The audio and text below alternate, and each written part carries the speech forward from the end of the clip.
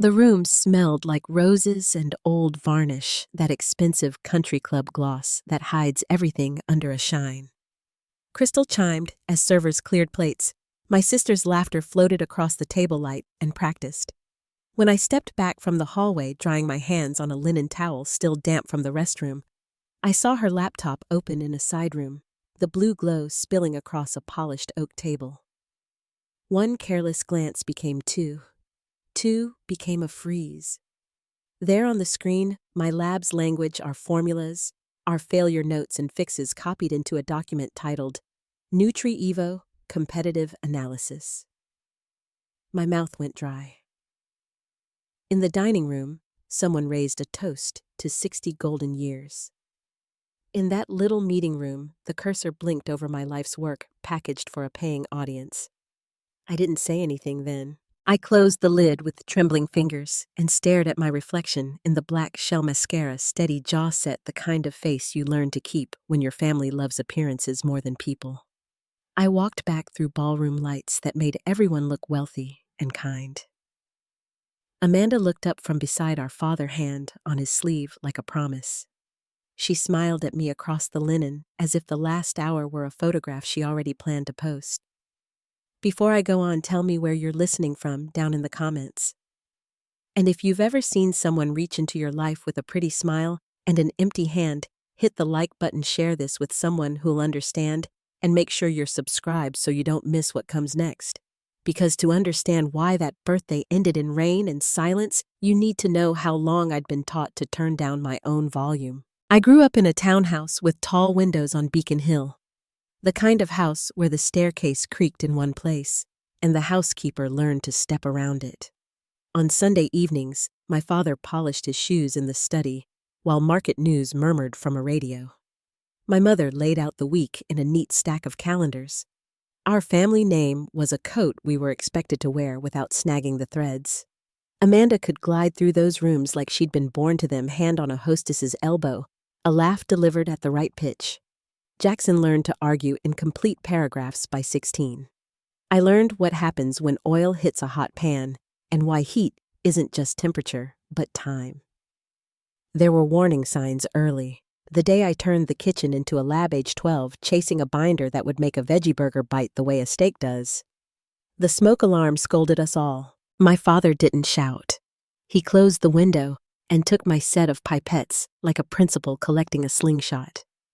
Find something productive, he said, which meant something people clap for in a room. At my high school graduation, I wore the word valedictorian like a secret under my gown.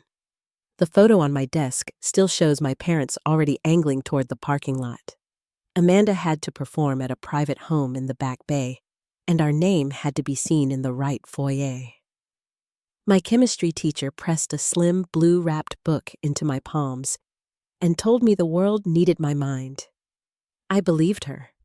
I learned, too, that belief might have to stand alone. Cornell meant quiet labs and the right kind of cold. I washed dishes in a dining hall that smelled like steam and coffee at dawn, and in those hours, I wrote notes on napkins that became drafts, then trials, then near-edible things.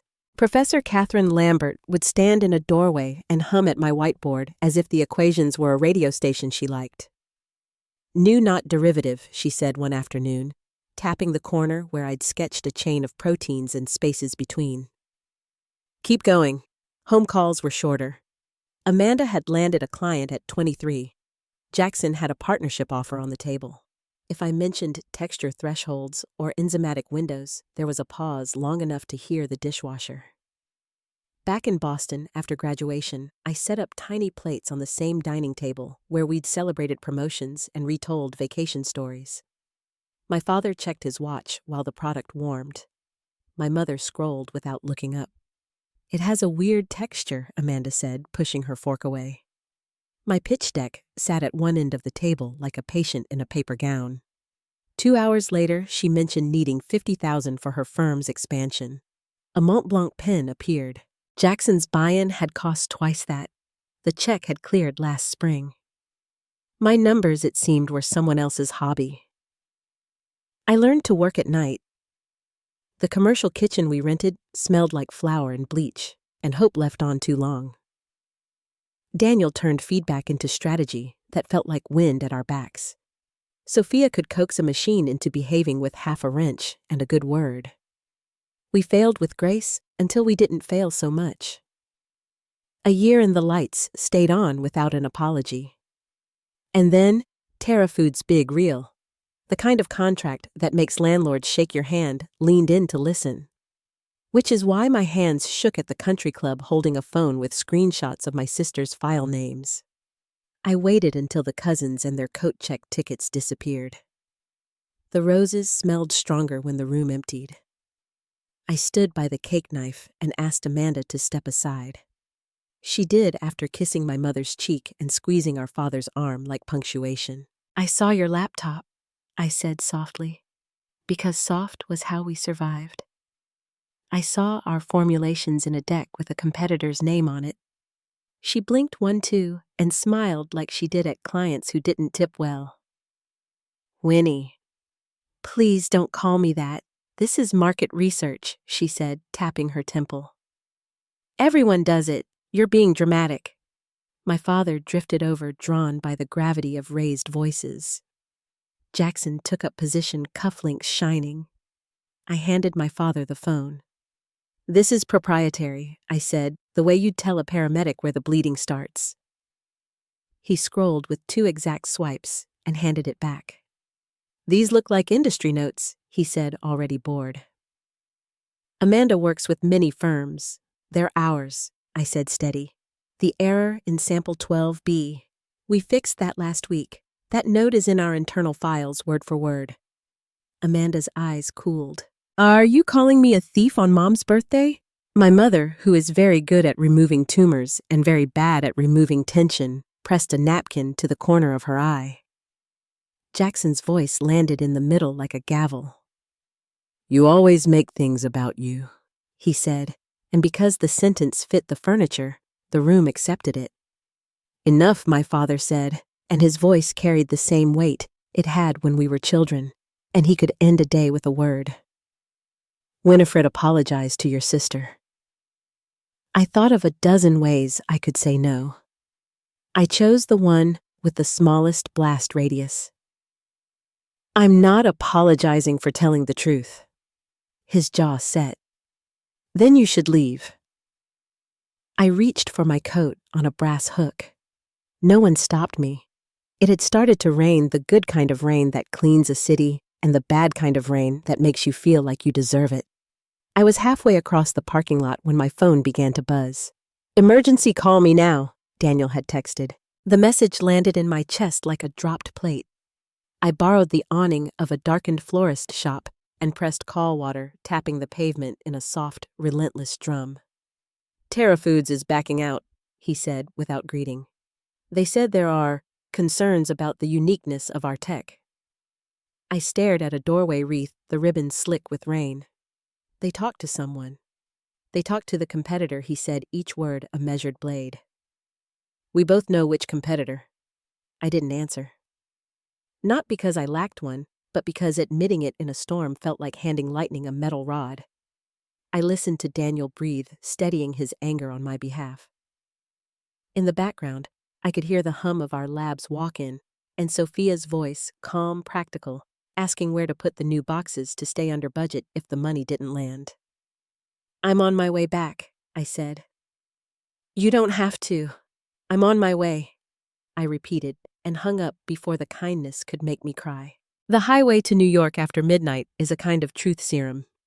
The wipers snapped a metronome I couldn't ignore.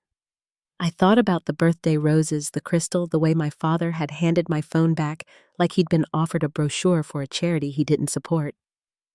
I thought about 5th grade when I memorized the periodic table in 2 nights because a teacher told me I wouldn't like it. I thought about the blue-wrapped book from my graduation, the one that still smelled faintly of the teacher's citrus perfume and old paper, and the inscription promising that the world needed my mind. Back in the lab, the tile was cold through my shoes, and someone had left a post-it on the fridge reminding us to label everything. The quiet had weight. I stood at my station and laid out my tools with the kind of care that makes small things holy. Terra Foods might be gone. The rent wouldn't care. The payroll wouldn't blink. In the glass wall, my reflection looked like anyone who stayed too late to keep a promise. I turned off the security light and let the hum of the machines become a kind of prayer. In the morning, I would make calls and take numbers that hurt. I would hear boardroom voices pronounce the word risk, as if it were a weather pattern. Tonight, I would mix measure heat and wait. Not to prove them wrong, though I wanted that, but to prove us right. To hold in my hands something alive and ours that no one could sell with a smile across a polished table. The rain slowed outside, turned to a tap instead of a pour. My phone lit the bench with one last message as midnight turned the page. "We're here," Sophia texted from the parking lot. "Don't start without us." I breathed in, long and steady. Then I reached for the first beaker. And in that quiet between the drip and the hum, I felt the hinge of the story shift away from the room where I was told to leave towards something waiting in the dark that didn't care who had a last name carved on a brass plate. Something that would change what we were building and what I would no longer beg to keep. The hum of the machines filled the lab long after midnight. Outside, the rain had settled into a steady whisper against the glass, a sound I had learned to work beside. Sophia arrived first, hair damp from the parking lot, followed by Daniel, who carried a bag of takeout none of us would touch. None of us spoke much that night. Words were heavy, and we had work to do. The storm had taken more than our deal with Terra Foods. It had taken the fragile sense of progress that had kept us standing upright. The company that Amanda had sold our data to was already floating stories about our research being derivative, and suddenly doors that once opened easily began to close. Every email that started with "unfortunately" felt like a small, polite funeral. By the end of the week, we called a meeting around the metal table we used for everything from testing samples to balancing budgets. Sophia had drawn up a chart that looked like a heartbeat gone flat. We had roughly 2 months before payroll would eat what was left of our funding. Daniel leaned back in his chair, rubbing the edge of his jaw like he could smooth the problem away. "We should sue her," he said quietly. "Amanda Agrich, the whole network of them. What they did is corporate theft." I wanted to believe in the clean line of justice, but I'd grown up in a house where power was a private language, and I knew who still spoke it fluently. "A lawsuit would drain what's left," I said, "and they'd close ranks before we saw daylight." Sophia pushed her glasses higher, her voice gentler than usual. "Then we need another way forward." We spent the rest of that night drawing on the whiteboard until it looked like a wall of ghost plans that led nowhere, options that collapsed under their own weight. When they finally left to get some sleep, I stayed behind. I didn't go home for 3 days. Those nights blurred together paper cups formulas scrawled across napkins, the sharp smell of caffeine and acetone. My body was there, but my mind was somewhere between despair and defiance. I worked until my eyes burned, until logic gave way to instinct, and that was when it happened. I reached for the wrong vial. An enzyme meant for texture trials slipped into the wrong mixture, and I didn't notice until the base began to shift, forming threads that caught the light like muscle fiber. I almost threw it out, then stopped. Something in the structure looked different, alive even. By dawn, I had run every test I could manage with our outdated equipment. The results didn't match anything in our library. It wasn't just a mistake, it was new. When Daniel and Sophia came in, I was sitting at the workstation, surrounded by notes and half-eaten crackers. My voice shook as I told them what I'd seen. "I think we found something," I said. Sophia bent over the microscope, her breath catching. Daniel let out a low whistle. "Winnie, this could change everything." And for the first time in weeks, the room didn't feel like a tomb. It felt like the start of something breathing again. The next months were a blur of exhaustion and fragile hope. We worked in shifts, taking naps in the break room, our alarms set to each other's breathing rhythms. We filed provisional patents using what little was left in the account to secure the idea before anyone else could touch it. It wasn't just a better formula, it was a leap forward. Our proteins were nearly indistinguishable from animal tissue in texture and taste, but entirely plant-based. For the first time, we had something no one could dismiss as imitation. Still, having a breakthrough and surviving on it were different things. We needed new investors, and the industry had already written us off. Calls went unanswered. Messages disappeared into polite silence. Then one morning, an email came from Professor Catherine Lambert. She had heard about the setbacks and wanted me to attend a sustainable food conference in San Francisco. "Come present your findings," she wrote. "If nothing else, the right minds will listen." I almost declined. Travel meant money we didn't have and time away from the lab we couldn't spare. But Catherine insisted, even offering to cover expenses through her research grant. Her faith carried more weight than any investor's promise. The conference was a blur of name tags and fluorescent lights. My session was scheduled in a small side room near the end of the final day. I expected maybe a handful of graduate students. Instead, the seats filled quickly, professors, analysts, even journalists. I took a breath, glanced once at the slide with our name, Nutri-Evo, and began. I spoke about the discovery about sustainable texture mapping and enzymatic bonding. When I finished, a man near the back stood up, his gray jacket, unbuttoned, his expression thoughtful. He introduced himself as Jeffrey Morgan, founder of Eco Ventures. I knew the name. His firm funded innovations that usually reshaped entire industries. He asked questions that cut through the noise, specific, intelligent fare. Then he handed me his card and said, "Let's talk tomorrow." 2 weeks later, after more meetings than I can remember, he offered us $2 million for 15% equity. Enough to rebuild, to scale, to breathe again. The morning his signature cleared, I called Daniel and Sophia into the office and told them the news. We didn't celebrate loudly. We just sat there for a minute, letting the silence fill with relief. But relief never stays long. Even with new funding, I couldn't shake the feeling of being watched. I checked the locks twice, backed up files onto drives I kept at home, verified every new hire personally. Maybe it was paranoia. Maybe it was memory. 4 months into the expansion, a young technician named Tyler Peterson vanished after his shift. He'd been enthusiastic, diligent, always the first to volunteer for late hours. A week later, Daniel discovered he'd downloaded lab files before leaving. His girlfriend worked for a PR firm that contracted with Amanda's company. Daniel brought me the evidence and didn't need to say a word. The pattern was too familiar. They were still trying to take what we built. This time, we had prepared.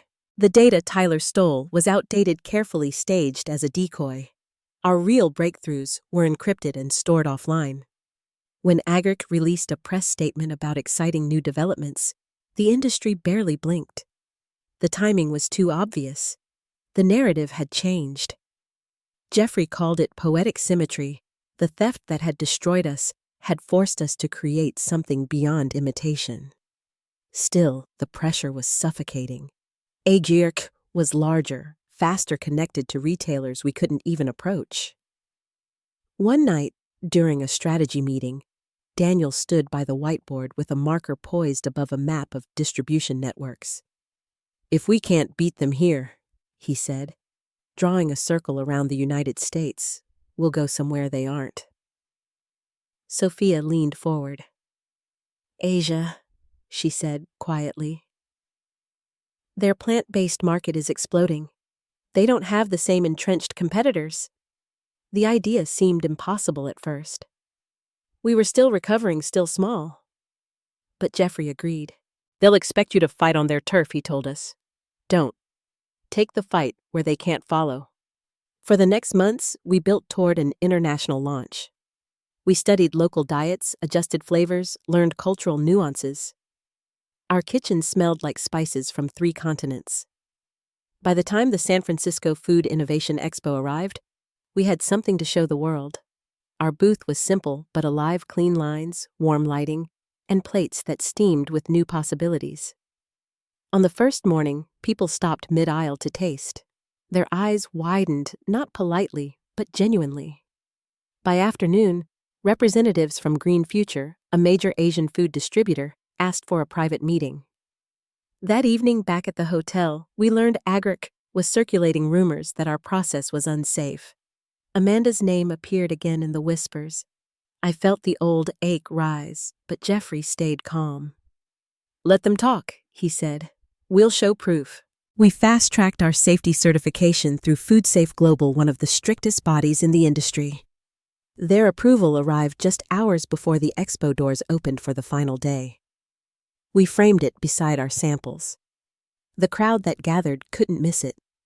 When Green Future's executives returned, they stayed for over an hour tasting, asking, calculating.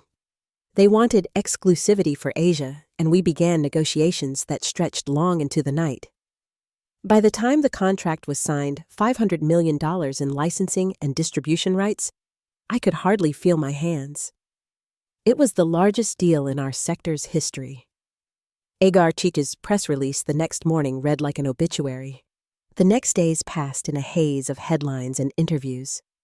We were suddenly everywhere: business journals, industry panels, morning news features. For the first time in my life, people weren't laughing at what I built. They were quoting it. But success carries its own kind of silence. When the lights of the cameras faded and the calls ended, I sat in my hotel room overlooking the bay, thinking about a dining table in Boston and a woman who once said, "This is a hobby, not a career." Outside fog pressed against the window like memory trying to get in. I wondered if they were watching the news, if they recognized my name when it scrolled across the screen. Sophia knocked softly on the door, holding 2 cups of tea. She didn't say anything at first. We just stood there, watching the city lights reflect off the water. "You did it," she said finally. "We did it," I answered, and meant it. But beneath the triumph, something quieter stirred a hollow space I hadn't expected. I had proven every one of them wrong, yet a part of me still waited for a voice I might never hear again. When I returned to New York, winter had already settled in. Snow gathered along the sidewalks, softening the world. Our office buzzed with plans for expansion, new hires, new partners. I threw myself into it, but at night, when the city lights dimmed, I could still feel that ache. And just when the noise of success began to drown it out, my phone lit up with a name I hadn't seen in months.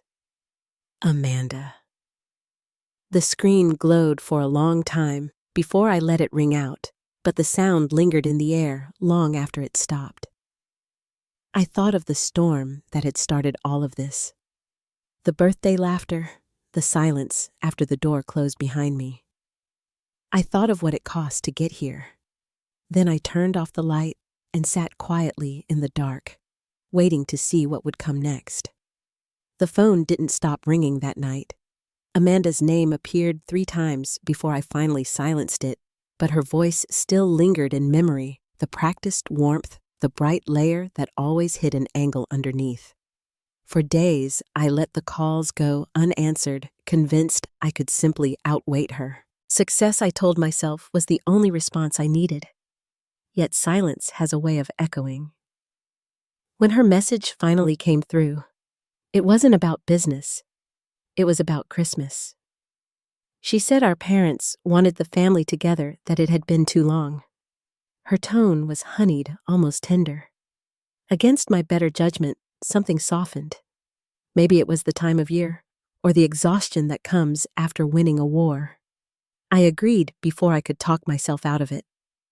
The following week, I found myself walking through department stores lit in gold and red.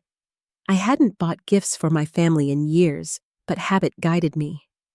I chose a first edition of my father's favorite economic text, a necklace for my mother crafted with all our birthstones, and for Amanda, a scarf the color of dusk. Each item felt like a small olive branch wrapped in tissue paper. The night before Christmas Eve, I stayed late at the office finalizing holiday bonuses for our team. The city was coated in quiet snow, the kind that softens traffic noise and turns windows into mirrors. My phone lit up again. This time I answered. Amanda hesitated before speaking. Her voice was careful. "Winnie, about tomorrow. We've been talking, and we think it might be better if you didn't come this year." At first, I thought I misheard her. I asked her to repeat it, and she did slower this time, as if kindness could make the words less cruel.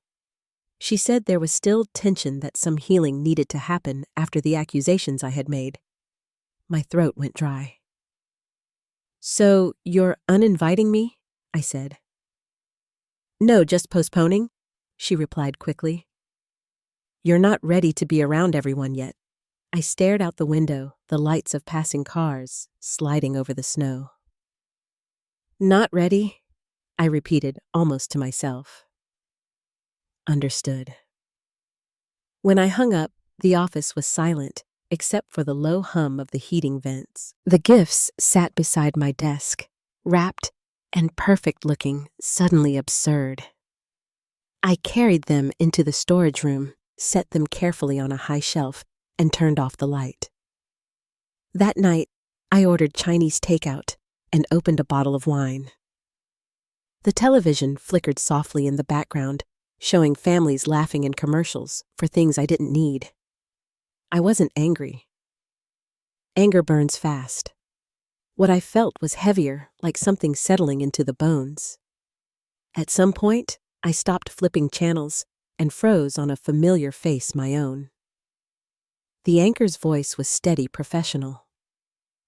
Food technology company Nutri-Evo has finalized a $500 million distribution deal with Green Future, marking the largest partnership in alternative protein history.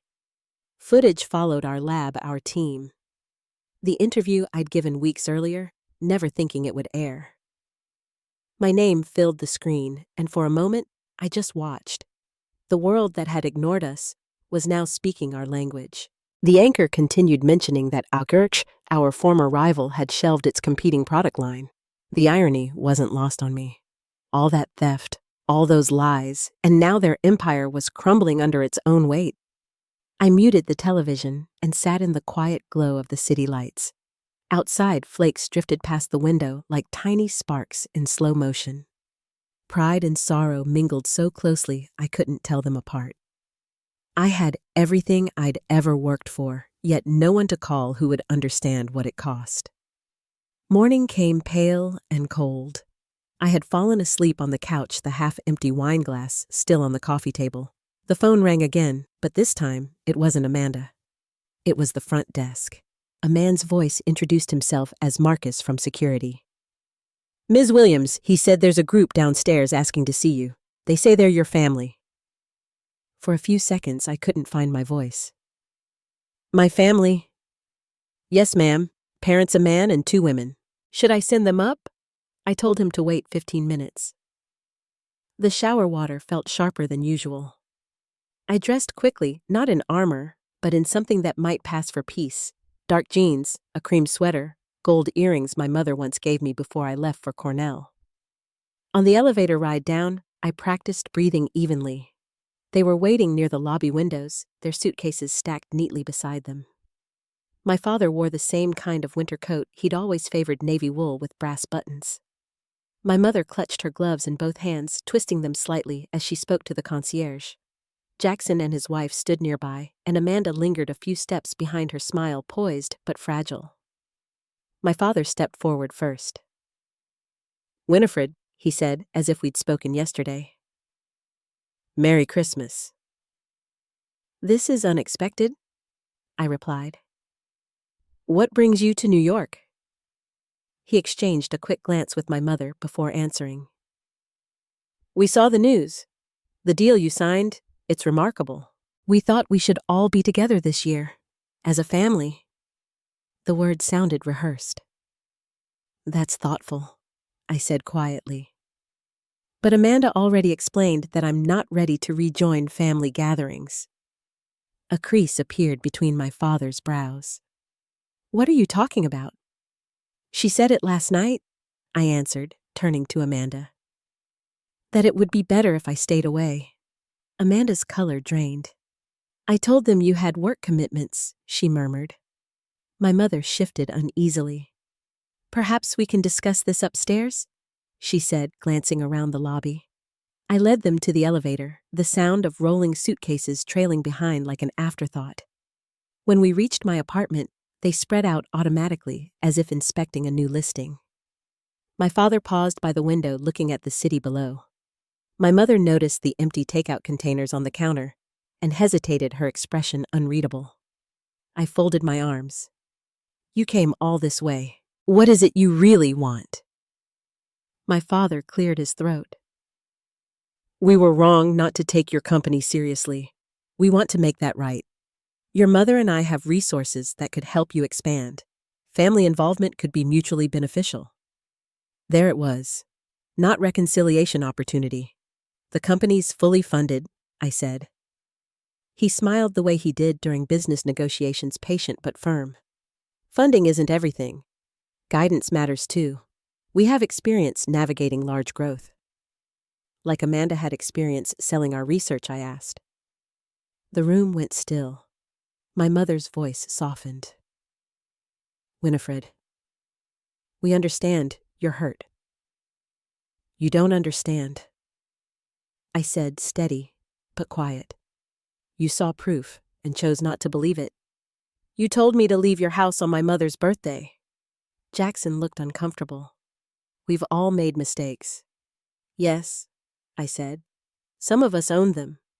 For a moment, no one spoke. Outside, snow drifted past the tall windows, and the city noise below sounded distant, like another world entirely. My mother finally set her gloves on the counter and looked at me, her eyes tired. What would it take, she asked, to start over? I thought about that question longer than I expected to. Time, I said, and honesty. She nodded slowly.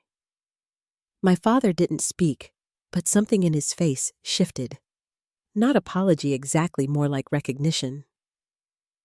You can come tomorrow, I added, surprising myself. Tour the facility, meet the team, no business offers. Just understand what we built. Amanda stared at the floor. You'd let us come. I'm not shutting the door, I said. But I'm not pretending nothing happened either. The conversation ended there. They gathered their things and promised to call in the morning. When the door closed behind them, the apartment felt larger than before.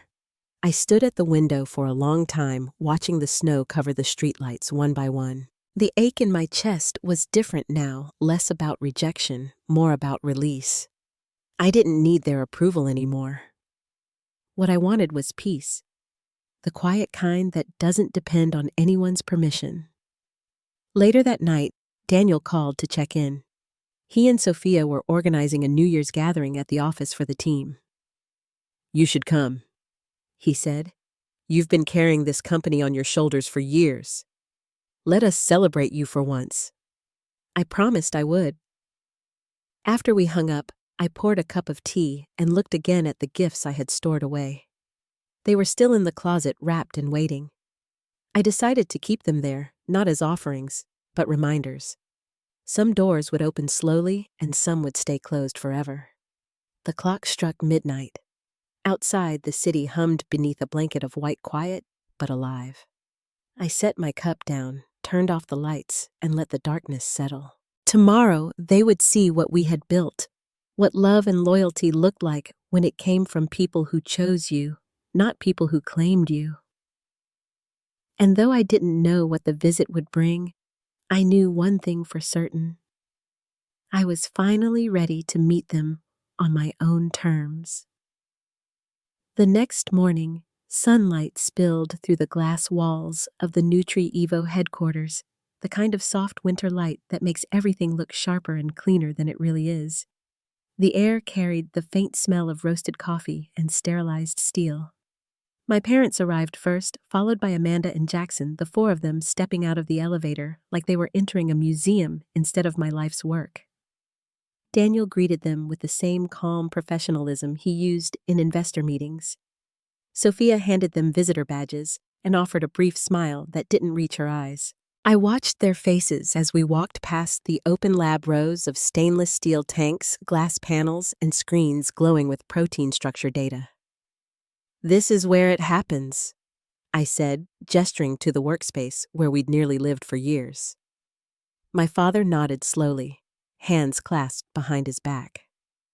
Impressive, he said the word, careful, as though he were testing how it might sound out loud. Amanda stayed close to our mother, taking in every corner like she was filing away details. Jackson seemed out of place, tugging at his sleeve, as though he'd prefer to be in court. My mother lingered behind the group, her eyes on a series of framed photographs hanging near the conference room our team at work, a collage of faces and milestones.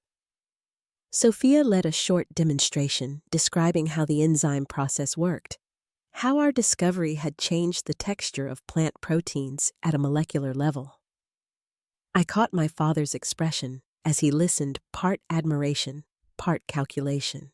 I had seen that look before in boardrooms where deals were born. When the presentation ended, he turned to me. "You've built something extraordinary," he said, his tone almost generous. I underestimated it. For a moment, I thought that was enough, but then he added, "Still, this level of growth requires oversight. You'll need guidance to manage what's coming." If the family were to have a more formal role, I stopped him with a small shake of my head. "That's not why I invited you here." Amanda cleared her throat. "Dad just means we could help make sure you're protected. With our connections, we could open doors internationally." Daniel stood near the window, saying nothing. Sophia looked down at her tablet, the pen in her hand still. I felt the old ache rising again, the one that came from always being seen as a project to be corrected. "I appreciate the offer," I said softly. "But we already have what we need." My father frowned. "You can't close yourself off out of pride." "This isn't pride," I replied. "It's boundaries." The room fell silent. Outside the glass, a few of our engineers moved carefully between workstations, unaware of the quiet battle unfolding behind the door. Amanda shifted in her chair. "You've always been difficult, Winnie," she said, trying to sound amused. "Even when we were kids, you had to do everything your own way." "That's true," I said, folding my hands on the table. "And that's exactly how this company survived." My mother finally spoke, her voice gentler than I remembered. "Your father and I didn't come here to argue. We came because we realized we missed too much. We didn't understand what you were building. We're trying to." The sincerity in her tone startled me. She looked older than she had at Christmas, her confidence dimmed, but not gone. There was something fragile in her expression that reminded me of late nights when she used to fall asleep in her office chair, too proud to admit she was tired. I nodded slowly. "Then start with this," I said. "Walk with me." I led them through the lower floor, where the production teams worked, the hum of machines steady the air warm and faintly sweet from the protein synthesis process. Workers in white coats moved efficiently, checking readings, adjusting valves, noting results. These were the people who had stood beside me when everything nearly collapsed. At the far end of the lab, we passed a small break area filled with laughter and the smell of coffee. A few employees recognized me and waved. I waved back, proud of the simple normalcy of it. "This is family," I said quietly, not to boast, but to explain. They believed in me when no one else did. My father's face softened, but he said nothing. When we returned upstairs, Amanda looked uneasy. "You've done well," she admitted, her voice thin. I didn't expect she stopped searching for the right ending. "It's all right," I said. "You didn't have to expect it. You just had to stay out of the way." Her eyes flickered, the brief flash of guilt quickly covered by composure. Sophia appeared at the doorway, then saving us all from the silence. "Winnie, the Green future representatives just confirmed the follow-up meeting for next week." "Perfect," I said, turning back to my family. That's the company that signed the international deal you saw on the news? My mother smiled faintly. You sound just like your grandfather, when he used to talk about his practice calm but certain. The mention of him caught me off guard. He'd been the only one in our family who understood quiet persistence. I felt the sting of nostalgia before I could hide it. He taught me that results speak louder than approval, I said.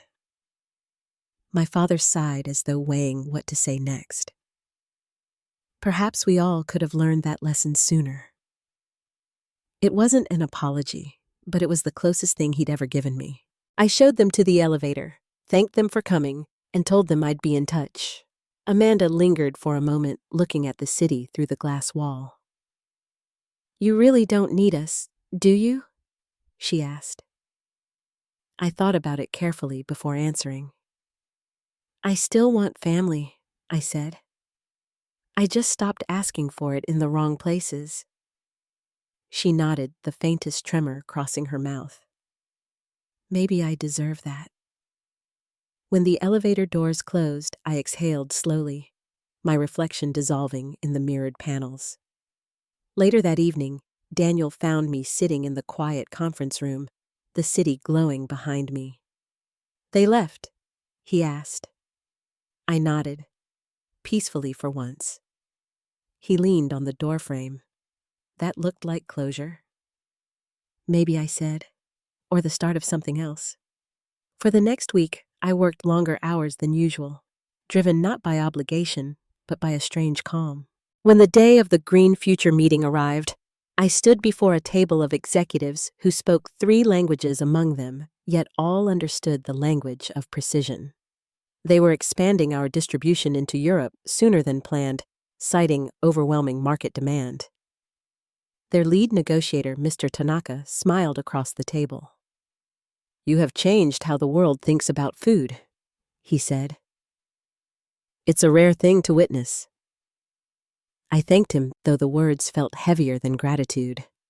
The moment carried something deeper, a quiet vindication that had nothing to do with money or market reach. When the meeting ended, I stepped outside into the winter air. The city smelled like snow and smoke. My phone buzzed with a new message from my mother. It was short, proud of you. Dinner soon, I didn't reply right away. I slipped the phone into my coat pocket and watched the wind carry tiny spirals of frost down the street. Somewhere between what was lost and what was earned, I finally felt still. That night, the team gathered again for a small celebration. Sophia brought champagne. Daniel queued up a playlist that never got past the first song because we kept talking over it. The lab lights dimmed, leaving only the soft glow of monitors and the steady hum that had become the rhythm of our lives. I raised my glass and looked around the room, the faces that had stayed when the world turned its back. To persistence, I said, and to people who stay when things fall apart. Laughter rippled through the room. For the first time in years, I didn't feel like I was proving anything. I just felt home. As the night wound down, I stepped outside onto the balcony. The city stretched wide below, lights blinking like quiet constellations. Snow began to fall again, catching in the hair of the people still gathered inside. Through the glass, I saw Daniel saying something that made Sophia laugh, her head tilted back carefree. I thought about the road from that lonely lab bench to this moment, the endless nights, the betrayal, the silence after the storm. I thought about how many times I had waited for someone to recognize me, and how much peace came from realizing I didn't need them to. My phone buzzed again, another message, this one from Amanda. It was a photo of her holding the cashmere scarf I'd once wrapped and stored away. The message beneath it said, "Only I'm sorry." I smiled, not in victory, but in understanding. Forgiveness didn't erase what had happened. It simply made room for something else to grow. I slipped the phone back into my pocket and stood quietly watching the snow fall through the light. The world below was busy and endless, but for the first time in a long while, I wasn't chasing it. I was exactly where I needed to be. The morning after the snowfall, New York looked newly washed, every rooftop brushed with silver. From my apartment window, the city shimmered beneath a quiet sky. It had been a week since the visit to the lab, a week since my family had seen what I built with their own eyes. For once, no calls came with advice or offers, only small messages carefully worded, hesitant, almost human. My mother sent a photo of a recipe card in my grandmother's handwriting. "Thought of you," she'd written beneath it. My father's email arrived a few days later, a brief note of thanks for the tour, and a link to an article praising Nutri-Evo's new line. Amanda's message came last only 2 words. "Still sorry." It was enough. The quiet that followed wasn't empty. It was the kind of silence that lets you hear your own breathing again. The office moved at a slower rhythm now. The holiday lights still twinkled along the window frames, and our team worked with an ease we hadn't known in years. Daniel brought in bagels every Friday morning. Sophia started leaving little notes on my desk, reminders to eat to rest, to live like a person again. One afternoon, Professor Lambert came by the lab unannounced. She stood beside the tank's, hands clasped loosely behind her back, her eyes shining with pride. "You built more than a company, Winnie," she said softly. "You built a future that feeds itself." Her words stayed with me. That evening, after everyone had gone home, I wandered through the dim hallways, stopping to watch the hum of the machines. There was something almost sacred in that quiet, each click, each low pulse, like the heartbeat of something larger than all of us. I thought of the little girl who once set fire to the kitchen in the name of discovery. The girl who stood alone on her graduation lawn while her family drove away. I wanted to tell her that the loneliness wouldn't last forever, that one day she'd create something strong enough to stand on its own. A week later, I hosted a small dinner at the office, a New Year's gathering for our team and their families. We transformed the main conference room with string lights, white linens, and bowls of food that filled the air with warmth and garlic and laughter. Sophia's parents came. Daniel brought his younger sister, who quickly won everyone over with stories of his awkward college days. Halfway through the evening, I noticed a text I hadn't expected. Outside the building. No expectations. Just wanted to say hello. "Mom." I hesitated only a moment before stepping out into the cold. She stood near the entrance, bundled in her wool coat, cheeks pink from the wind. For a long second, neither of us spoke. "You look well," she said finally, her voice steady but small. "I am," I answered. I've been thinking about everything she said, about how much I missed by trying to shape you into something you were never meant to be. The streetlight flickered above us, snow drifting through the glow. Her hands trembled as she reached into her pocket and pulled out a tiny silver charm shaped like a beaker. "I found this at a science museum gift shop. It reminded me of you." I took it from her palm. The metal was cold, but the gesture wasn't. "Thank you," I said quietly. "I can't fix the past," she said, "but I can show up now. If you'll let me." I nodded, one step at a time. She smiled, a real one, not the polished kind, and for the first time in years, I saw something familiar in her eyes. We stood there a while longer, the city sounds muted by snow, and then she hugged me. It was brief, careful, and somehow perfect. When I went back inside, Sophia raised an eyebrow. "You all right? Better than all right," I said.